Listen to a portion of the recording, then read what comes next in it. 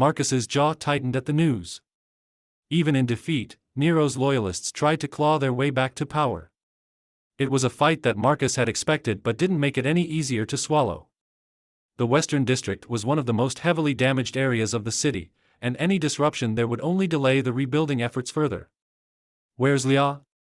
Marcus asked, his voice sharp with concern. "Does she know about this?" Nico nodded. "She's already there, trying to defuse the situation. But it's getting ugly. Tommaso's men are armed, and the people in the district are starting to panic." Marcus's heart raced at the thought of Lia in the middle of another volatile situation. She had faced more than her share of danger in the fight against Nero, but this was different.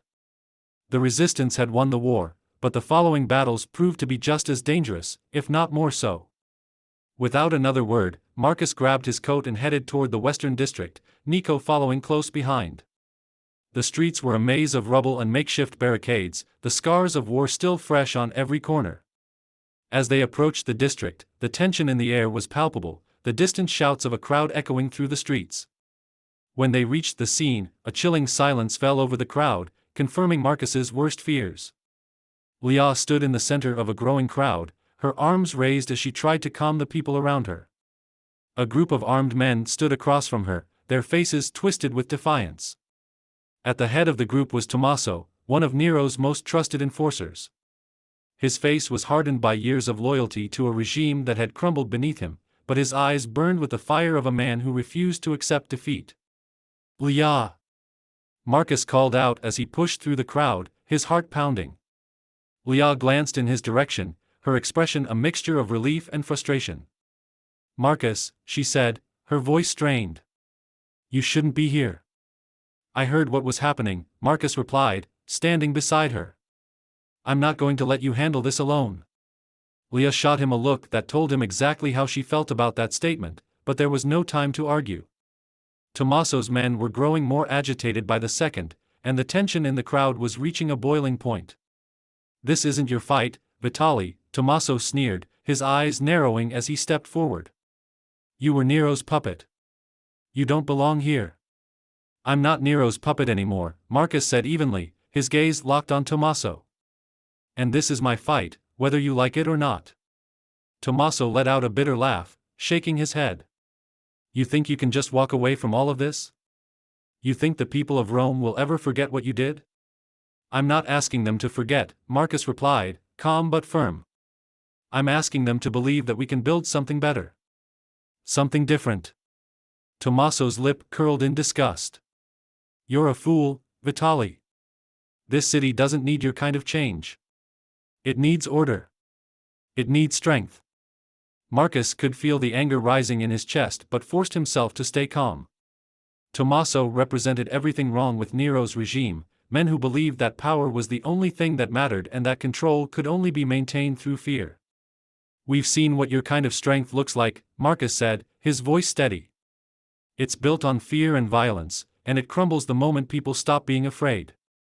Rome doesn't need that anymore. It needs hope." Tommaso's eyes flashed with anger, and he took another step forward, his hand resting on the gun at his hip. "Hope won't save this city, Vitali. Hope won't protect us from the chaos that's coming." "And what will?" Lia interjected, her voice sharp. "More bloodshed? More destruction? You've already seen what that leads to, Tommaso. Is that really what you want?" For a moment, Tommaso hesitated, his hand hovering over the gun. Marcus could see the conflict in his eyes, the desire to hold on to the old ways, the old power, warring with the knowledge that Nero's reign was over. The people around them were watching, waiting to see what would happen next. Lia stepped forward, her voice soft but filled with conviction. "We don't have to keep fighting, Tommaso. The war is over. It's time to start rebuilding. We can do that together, or we can tear each other apart. The choice is yours." Tommaso's jaw tightened, his eyes flicking between Lia and Marcus. For a long moment, the air was thick with tension, and the crowd held its collective breath. Finally, Tommaso lowered his hand, the anger draining from his face. "You think you can rebuild this city without us?" he asked, his voice bitter but resigned. Lia met his gaze, her expression unwavering. We need everyone if we're going to rebuild. But it has to be different this time. No more fear. No more violence. Tommaso stared at her for a long moment, then heaved a long, weary sigh. You're a fool, Gregorio. But maybe you're the kind of fool this city needs. He turned to his men, nodding once. Stand down. The crowd breathed a sigh of relief as Tommaso's men lowered their weapons, the tension that had gripped the air slowly dissipating. Marcus exchanged a glance with Leah, his heart still racing from the confrontation. You handled that well, Marcus said quietly, his voice filled with admiration.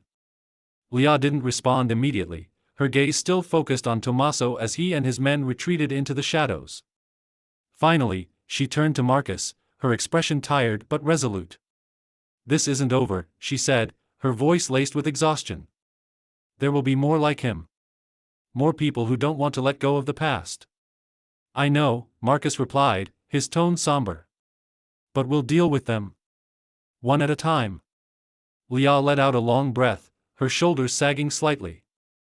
As the weight of the day settled over her. I just hope we have enough time.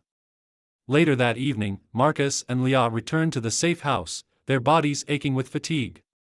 The sun had long since set, casting the city in shadows, but Marcus could see the glimmers of hope that had begun to take root even in the darkness. People were rebuilding. Slowly, tentatively, but with determination. As they entered the safe house, Marcus paused in the hallway, watching Leah move toward the small table in the center of the room. She had been strong all day, but now, in the quiet stillness of the night, he could see the cracks in her armor. Leah, Marcus said softly, his voice filled with concern. She turned to him, her eyes reflecting the exhaustion more profound than physical fatigue. What is it, Marcus? He hesitated for a moment, then stepped closer, his voice barely above a whisper. Are you okay? Leah let out a bitter laugh, shaking her head. I don't know. I don't think I've been okay for a long time. Marcus's heart ached at her words, but he didn't know how to help her. All he could do was stand by her side, offering little comfort. We'll figure this out, he said quietly, his voice filled with determination. We'll rebuild. Together. Leah looked at him, her eyes searching his face for any sign of doubt. But there was none. Marcus had made his choice and was willing to see it through, no matter the cost. I hope you're right, Leah said softly, her voice barely a whisper. Marcus reached out, gently taking her hand in his. I am. And as they stood together in the darkness, hand in hand, the fractured city of Rome began to heal, one step at a time. Chapter 14. The streets of Rome had quieted in the days following Tommaso's retreat, but the air was thick with a tension that refused to dissipate. The fragile peace that Marcus and Leah had fought so hard to secure hung by a thread, and every passing hour felt like a countdown to the next confrontation. Marcus Vitali stood on the balcony of the safe house, his eyes scanning the city below. From this vantage point, he could see the patchwork of neighborhoods slowly coming back to life. Workers moved through the streets, clearing debris and rebuilding homes, and children played in the alleys, their laughter a faint reminder of the life that had once filled the city. But beneath the surface, Marcus could feel the undercurrents of unrest. Tommaso's loyalists were still lurking in the shadows, waiting for their moment to strike. And with every passing day, Marcus's fears grew that Nero's fall had only been the beginning of their problems. Leah had thrown herself into the rebuilding efforts with a determination that impressed and worried Marcus. She was a force of nature, tireless in her pursuit of justice, but he could see its toll on her.